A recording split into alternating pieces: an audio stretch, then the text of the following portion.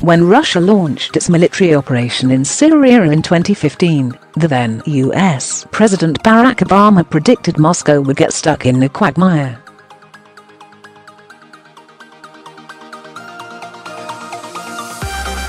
His defense secretary, Ashton Carter, warned that Russia's approach was doomed to fail.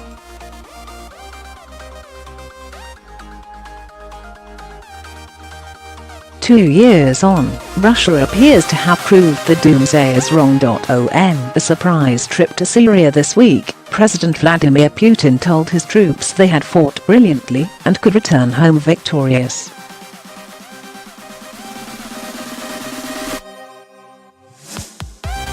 He ordered the withdrawal of a significant part of Russia's military contingent.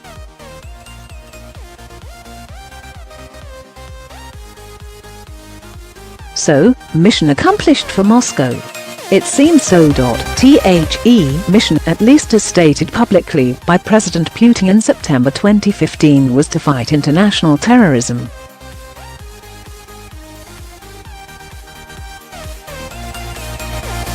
So-called Islamic State has, indeed, suffered defeat in Syria, although Western governments have criticized Moscow for also targeting the moderate Syrian opposition.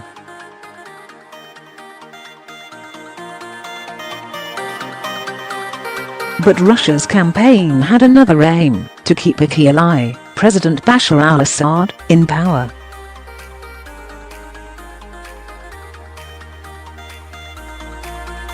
That goal has been achieved.As Russian military support for Damascus changed the facts on the ground in Mr Assad's favor. The prospect of regime change in Syria retreated.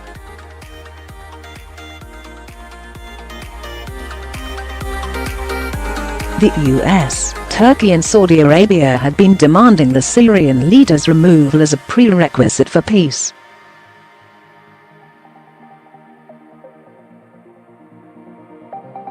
They no longer do so. Mr Assad owes his political survival to President Putin, and that gives Moscow considerable influence in Syria.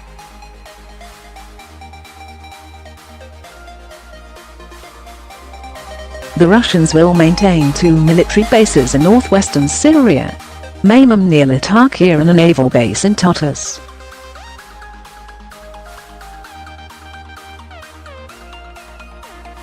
Read more on the Syria conflict. But Russia's role in the Middle East is not limited to Syria.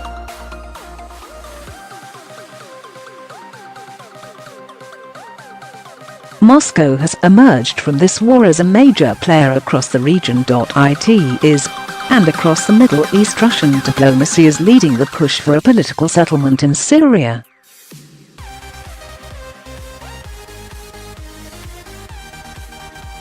Russia's rise in the Middle East contrasts with America's image problem in the region.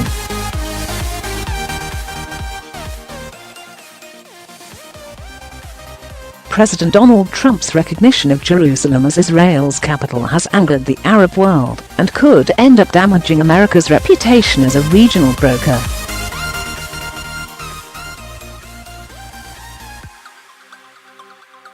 Russia's military campaign in Syria had global consequences, too. Following Moscow's annexation of Crimea in 2014, Russia faced international isolation.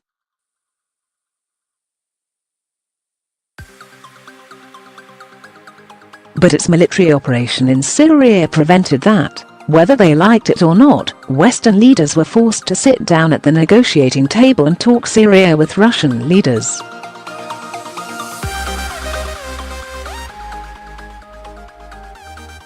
Crucially, the quagmire Washington predicted in Syria has not materialized. Back in 2015, many Russians had feared that Syria could become a second Afghanistan.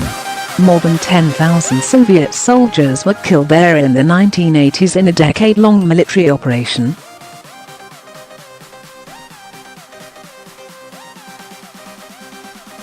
Russia has suffered casualties in Syria. Officially 41 servicemen have been killed, while dozens more Russian private contractors are reported dead.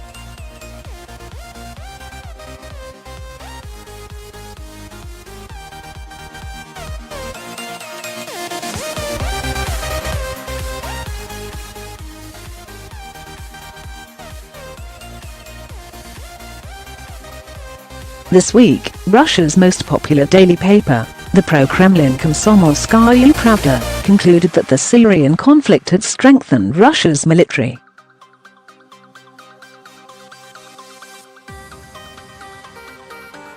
Tens of thousands of officers have received invaluable experience of the front line, declared the newspaper.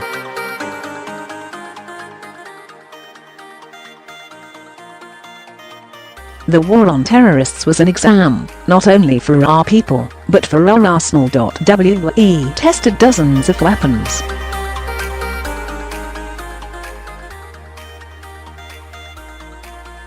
As a result, foreign orders for Russian arms are rising fast. With the Kremlin leader standing for re-election in 3 months' time, candidate Putin is likely to use the slogan "Mission Accomplished" to boost his support at the ballot box.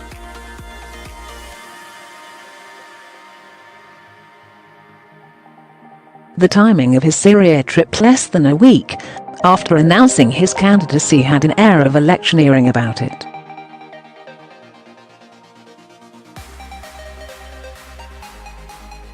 And yet, despite the Kremlin's talk of routing terrorists and its decision to bring home some of the troops, pockets of its resistance remain in Syria.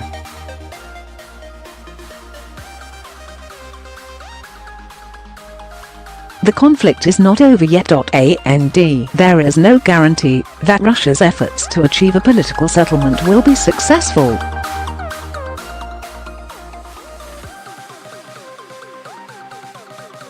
The Syrian People's Congress, which Moscow had planned to host this month in Sochi, has been postponed until next year.